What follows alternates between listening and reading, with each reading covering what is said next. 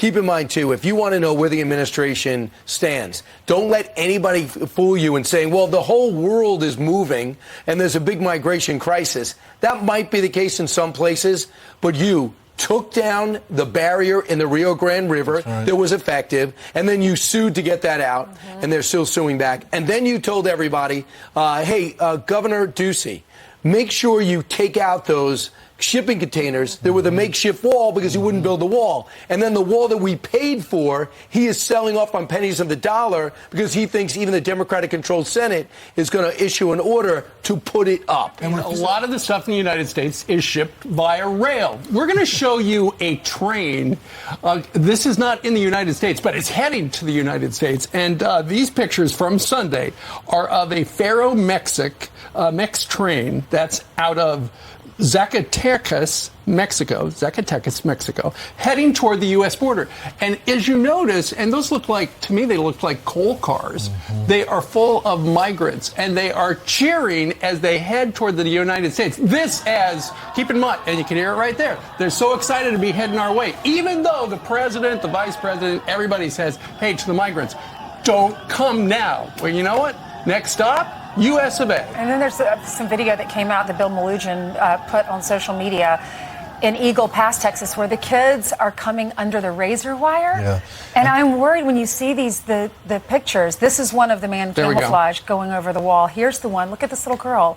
Oh my gosh, her shirt is getting tangled. And this was razor wire. It was during a thunderstorm.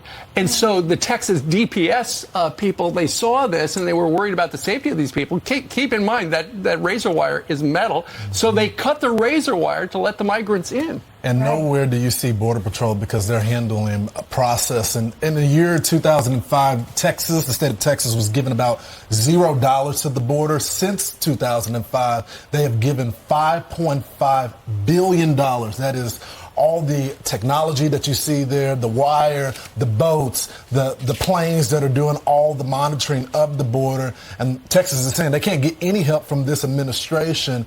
Meanwhile, you have cities like New York and as well as Chicago complaining about the small amount of migrants that they're getting. And our border is just being overtaken in Texas. Right. I made this mistake last week in saying New York is the center of the storm because we have about 80,000 still here, 100,000+ who have come through. And they say, really? How dare you say that? Because look at the border cities in Arizona and Texas. Yeah. Right now, there's 20,000 migrants in Border Patrol custodies, essentially in big fenced-in cells. That's the way they have it. Keep in mind, too, if you want to know where the administration stands, don't let anybody fool you in saying, well, the whole world is moving and there's a big migration crisis. That might be the case in some places, but you took down the barrier in the Rio Grande River that was effective, and then you sued to get that out, and they're still suing back. And then you told everybody, hey, Governor Doocy, make sure you take out those shipping containers that were the makeshift wall because he wouldn't build the wall. And then the wall that we paid for, he is selling off on pennies of the dollar because he thinks even the Democratic-controlled Senate is going to issue an order to put it up. And refuse to sell it to Texas. When Texas said, hey, federal government, we know we already know that we'll buy for this. We'll buy it from you and we'll finish the construction. This is on them. Said no. Well, and look what happened in Arizona last week that we were talking about. The Border Patrol agents had to release some of the illegal migrants from the shelter in AJO, Arizona. They had to release them out because it's packed. There wasn't enough room. And then over the weekend, did y'all see the Washington Post over the weekend? We were covering it here on Fox.